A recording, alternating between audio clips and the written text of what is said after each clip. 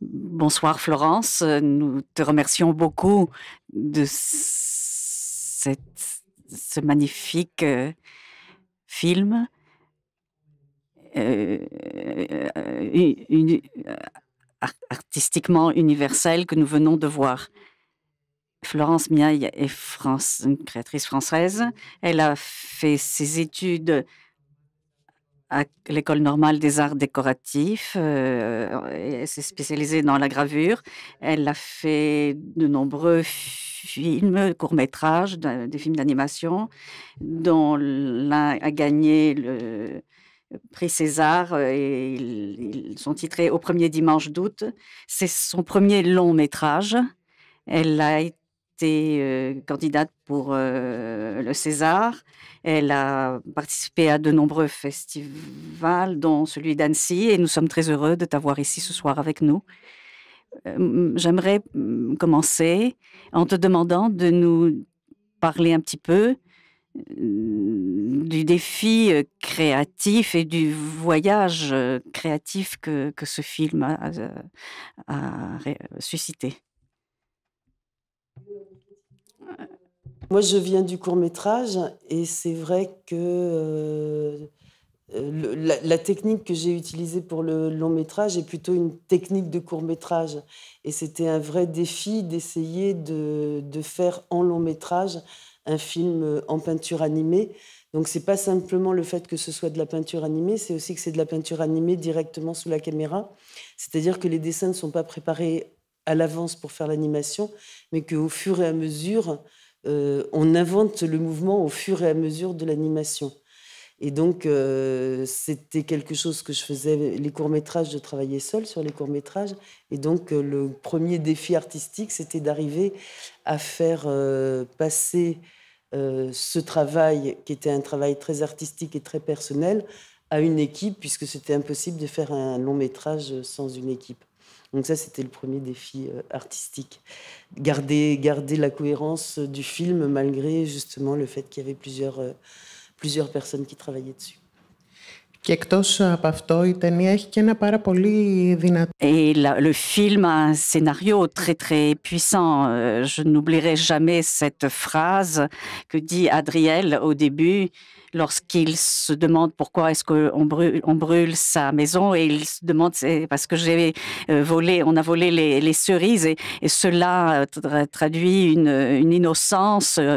Et à la fin du film, il dit à sa sœur, on avance, on va tout droit. Et dans ce laps de temps, c'est toute une vie qui s'est écoulée, on pourrait dire.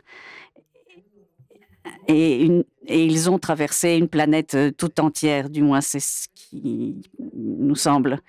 Et pour moi, je me demande un peu à quel point c'était difficile de visualiser ce film de cette façon, à partir de ce sujet si fort, et s'il est facile ou difficile de faire un film qui a peut-être quelques références personnelles.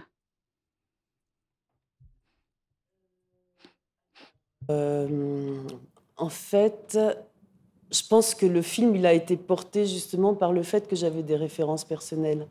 J'avais vraiment un besoin de faire... Enfin, quand on a commencé à parler des premiers migrants, des premiers morts en Méditerranée, et que c'est devenu un sujet qui était un sujet vraiment difficile et vraiment d'actualité, c'est tout de suite que j'ai mis ça en relation avec une histoire personnelle qui est celle de mon arrière-grand-mère fuyant les pogroms à Odessa, donc les pogroms antisémites à Odessa, pour arriver en France avec 7 ou 8 enfants, et en France, elle en a eu 3 de plus, enfin bref, à la fin, ils étaient 10. Voilà, donc c'est vraiment cette histoire, ça m'a vraiment portée, parce que j'avais vraiment envie de faire un film qui témoigne que ces histoires d'exil, c'est des histoires que beaucoup de gens partagent.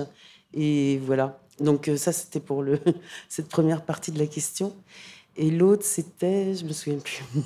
Oui, le fait d'écrire. Alors effectivement, on a écrit avec Marie Desplechin, et il y a beaucoup de phrases justement qui sont très percutantes comme ça, qui sont dues à Marie, qui a vraiment une façon d'écrire qui est très précise et très forte. Et effectivement, c'était important aussi de voir à la fois la traversée de ces enfants et en même temps ce qu'ils traversaient dans leur vie, et y compris le fait qu'ils traversaient aussi une période qui allait de pré-ado à adolescent. Et effectivement, comme ils disent à la fin, ils sont devenus presque adultes avec Adriel et Kiona, tous les deux sortent changés de ce parcours forcément, et plus adultes qu'ils ne devraient, quoi. Με αφορμή αυτά τα ωραία.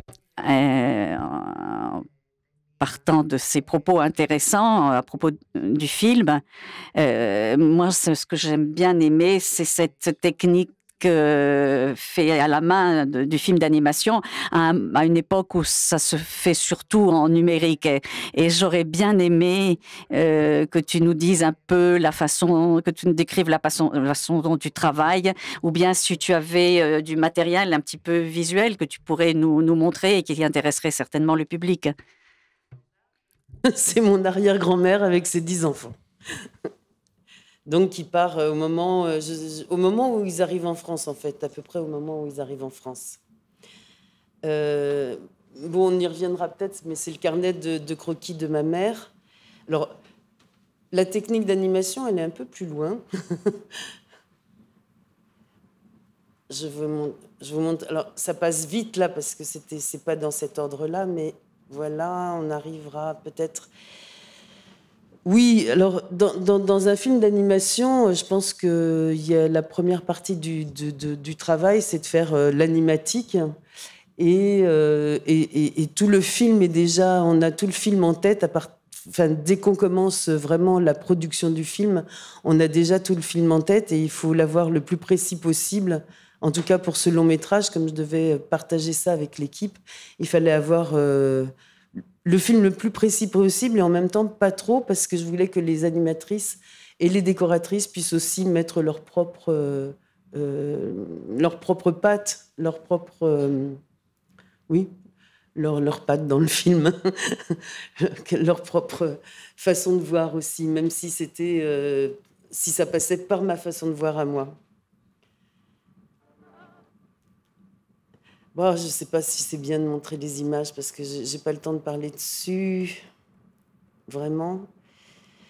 Ça, c'est tous les décors qu'on a fait, les préparations. Et voilà un peu la partie plus technique de l'animation, avec les 5 filles environ qui ont fait les décors du film. Non, 10 décoratrices qui ont travaillé pendant 5 mois à peu près sur les décors. Il y a eu 600 décors de fait. Et avec des modèles que j'avais faits avant. Les décors, ils étaient faits à la fois sur du papier de soie, à la peinture à l'huile, et aussi sur des celluloïdes qu'on posait dessus pour préciser certaines parties des décors, et pour garder justement la liberté de la peinture et du pinceau.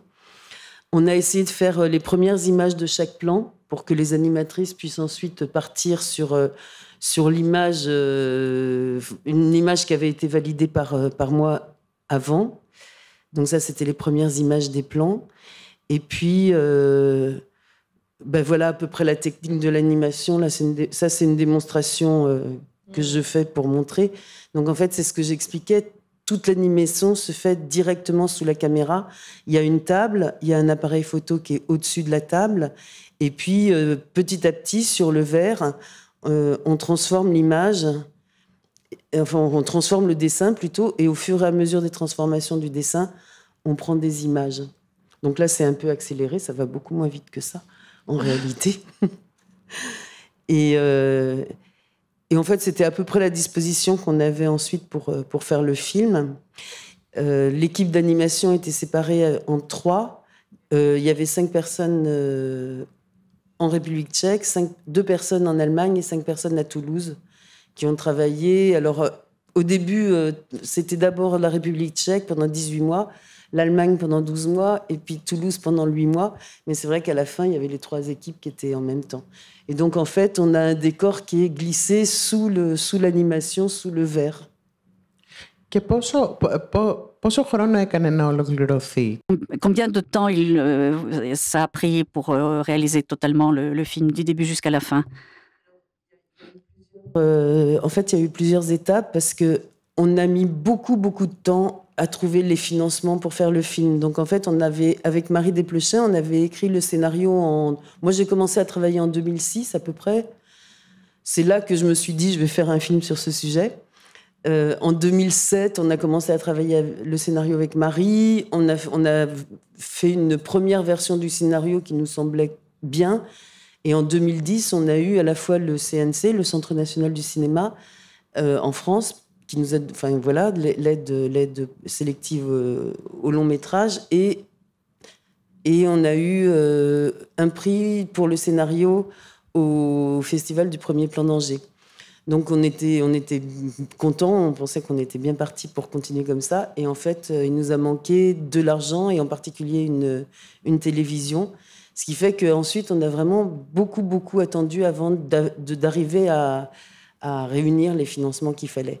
Donc en fait, on a commencé le film en 2006 et en 2016, on a réussi à obtenir les financements avec une productrice qui n'a jamais lâché le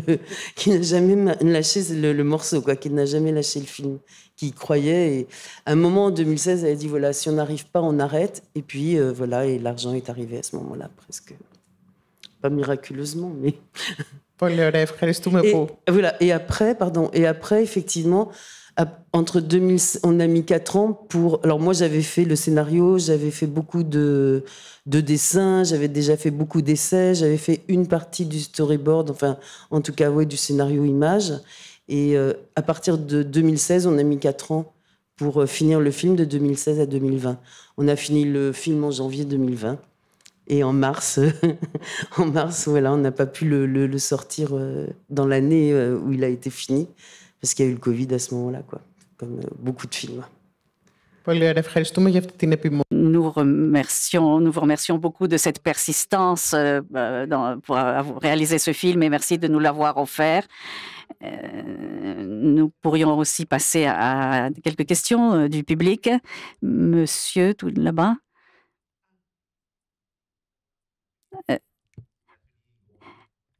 Alors, quel atelier?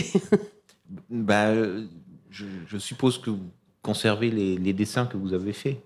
Donc, il faut les stocker quelque part, parce qu'il y en a pas... Je pense qu'il y en a beaucoup, quand même. Et non, il y en a très peu, en fait. C'est vrai? Ben oui, parce qu'en réalité... Voilà, alors du coup, le système, il est comme ça. Il y a le décor qui est mis sous une vitre, et on a effectivement 500 ou 600 décors qui sont conservés chez la productrice. Mais après, toute l'animation, elle s'efface au fur et à mesure qu'on la fait. Donc, une fois qu'il n'y a pas énormément de dessins pour l'animation elle-même. Faudrait les vendre pour un prochain film. Oui. Peut-être.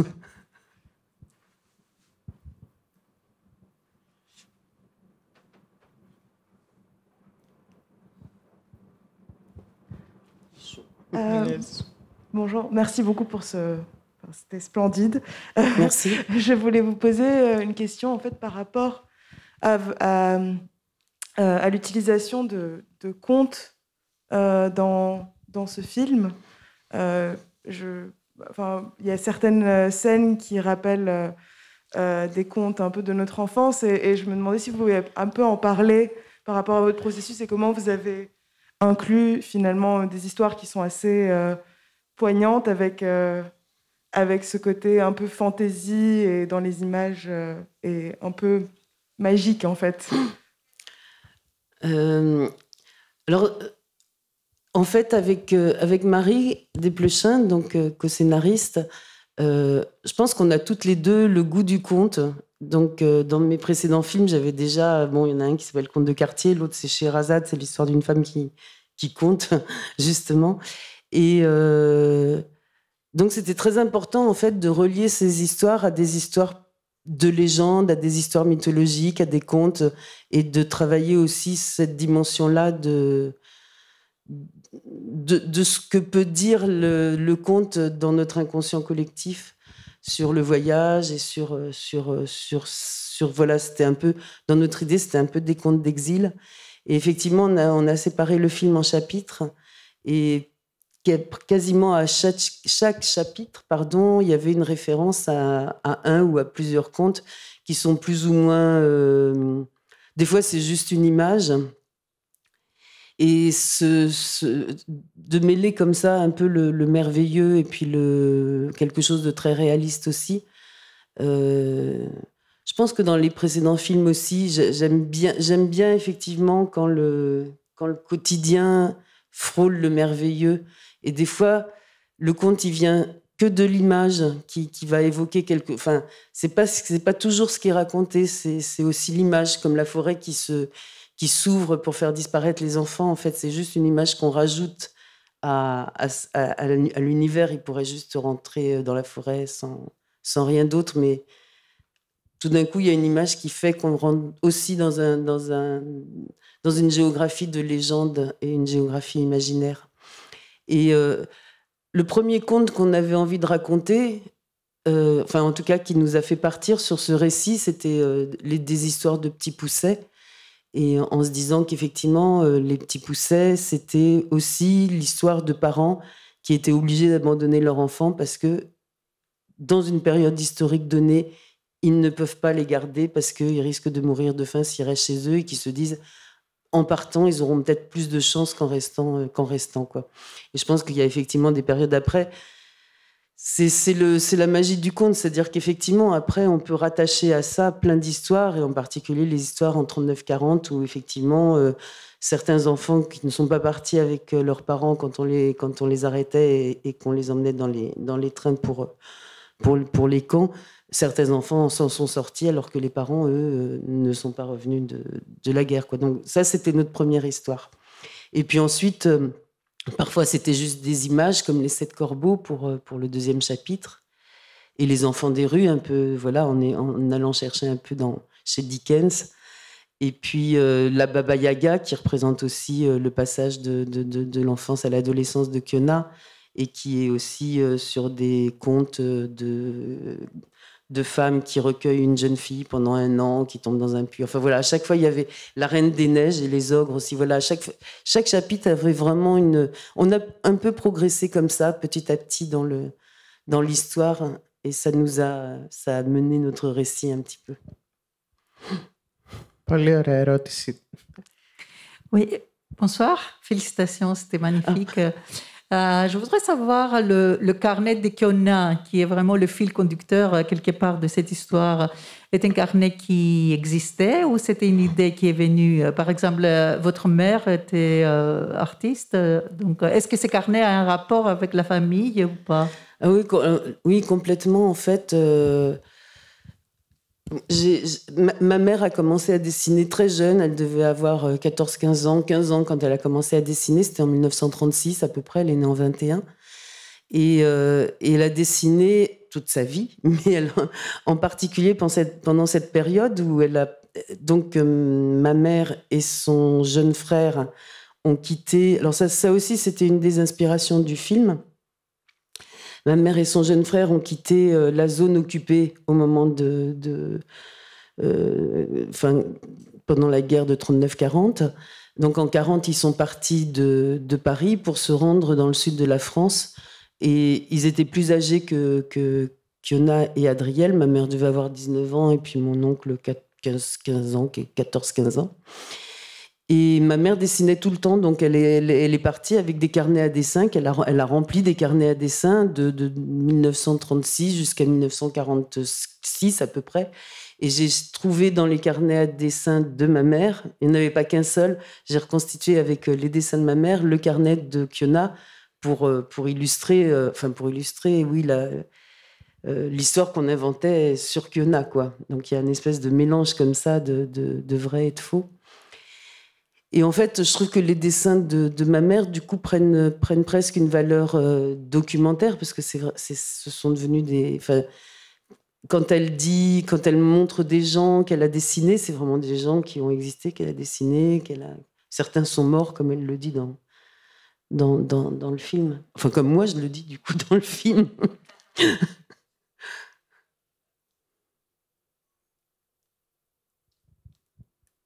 Να ρωτήσω εγώ κάτι. J'aimerais poser une question.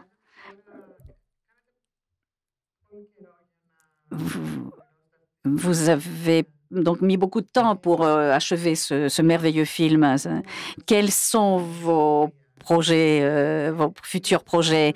Nous, on aimerait voir beaucoup de vos films parce que moi, je fais ce travail. Je suis donc directrice artistique d'un festival depuis 15 ans et je suis rarement touchée si profondément par des films, des longs métrages surtout, parce que c'est difficile, parce qu'on est habitué, surtout dans les films d'animation, dans des courts métrages.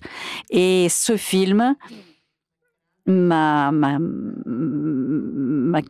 gardé en alerte, je dirais, dès le premier instant, et j'ai été émue profondément sur le plan à la fois artistique et personnel.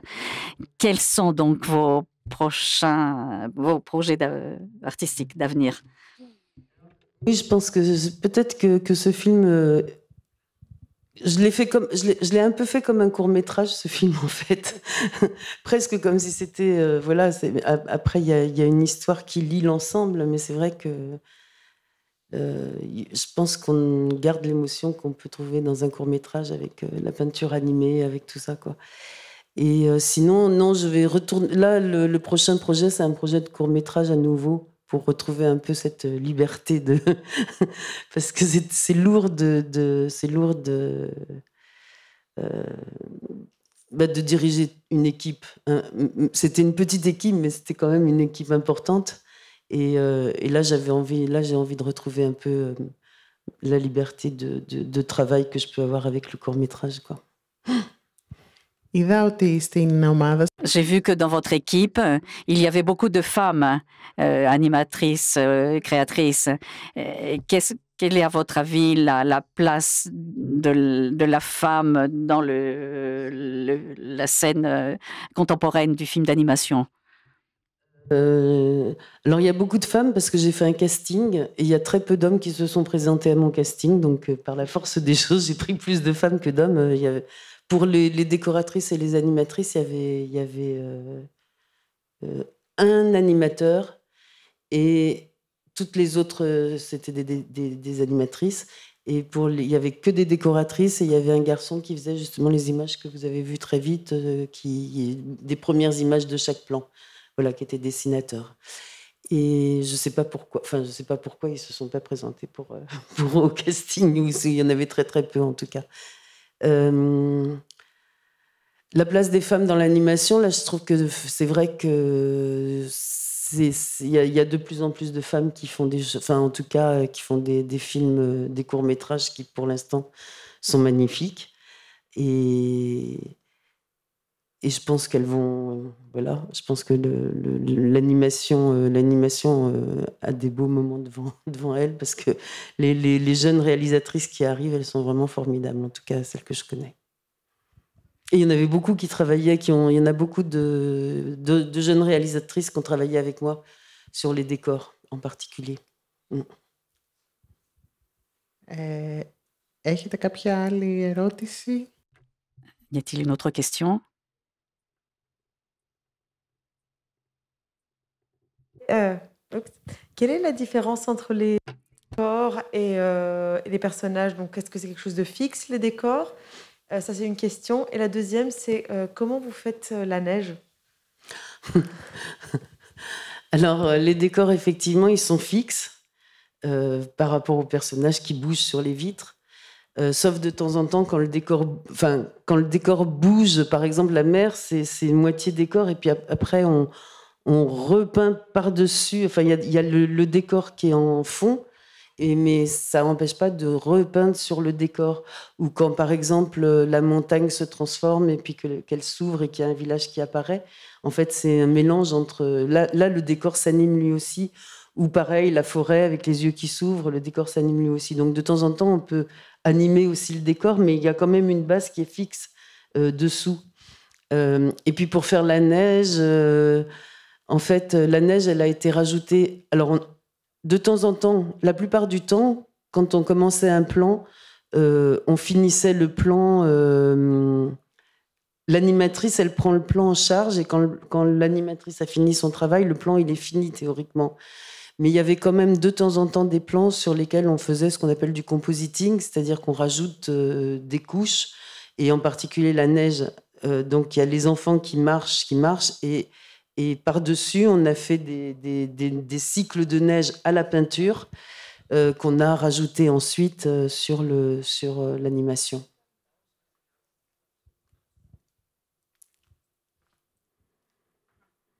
Il y a des choses, je ne me souviens même plus comment on les a faites, d'ailleurs. Tellement c'était, sur le moment, c'était tellement compliqué.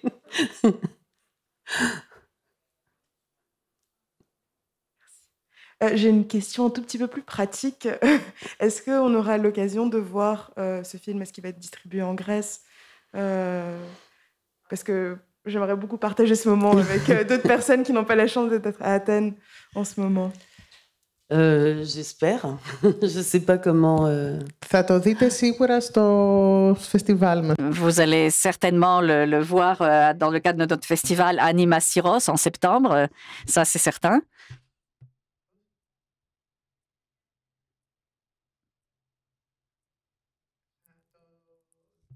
Difficile de traduire la question qui a été posée hors micro.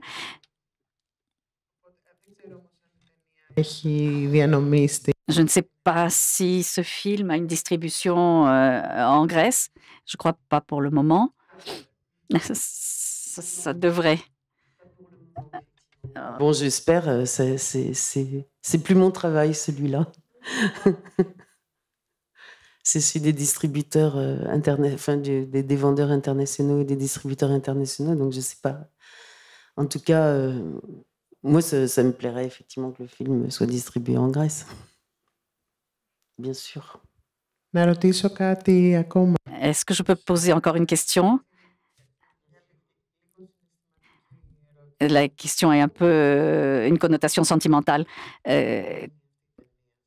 Comment est-ce que vous aimeriez que le public garde ce film dans sa mémoire? Quel regard voudriez-vous que le public porte sur ce film avec la même créativité que vous avez manifestée? Je ne sais pas comment répondre à cette question. C'était un peu ce que je disais peut-être en ouverture, qu'effectivement les gens se rendent compte qu'on parle d'eux, que quelque part, qu'on parle de leur histoire à eux, que l'histoire que je raconte, c'est aussi ça pourrait être la leur et c'est aussi la leur. Et puis je trouve que c'est important aussi de montrer que à côté de l'industrie du cinéma, qui est ce qu'elle est, et c'est très bien parce que voilà, il y a d'autres films qui sont comme ça, des petites niches différentes avec des techniques différentes, et je trouve que c'est important que le public se rende compte qu'il n'y a pas qu'une façon de faire des films d'animation. Voilà, qu'il n'y a pas qu'une seule façon d'en faire, qu'il y en a plein, qu'on peut le faire. Moi, je sais qu'il y a des jeunes qui font de l'animation en France qui étaient super contents de voir que c'était possible de faire ça, qui me remercient en me disant, mais bon, je ne sais pas s'ils en font eux aussi, mais que voilà, qu'on n'est pas obligé de rentrer dans une certaine façon de faire, ou voilà, qu'on peut faire autrement, quoi. Πολύ ωραία. Έχετε κάποια άλλη ερώτηση? Autre question?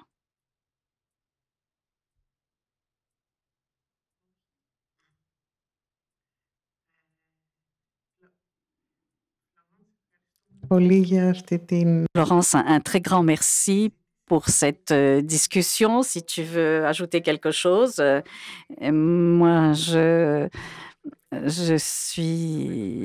serais très heureuse de passer ton film à Syros, à l'Anima Syros, et peut-être de t'y accueillir aussi. Merci beaucoup. Merci à tous.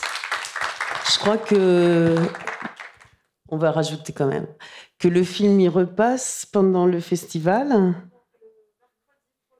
le mercredi prochain et que, ben voilà, il faut envoyer du monde.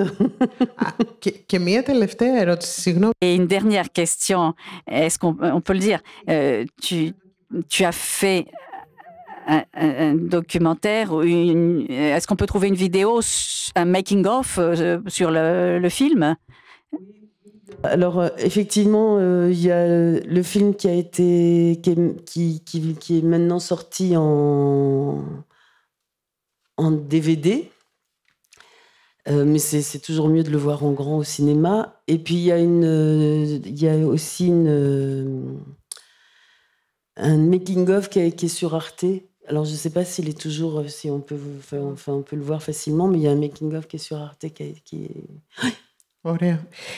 Η ταινία προβάλλεται ξανά.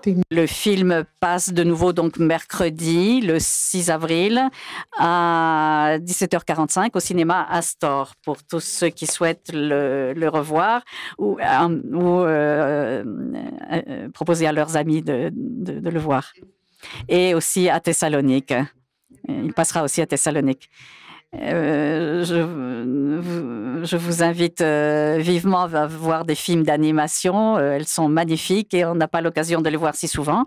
Merci pour votre temps et merci pour les questions que vous avez posées à notre créatrice. Florence, un grand merci.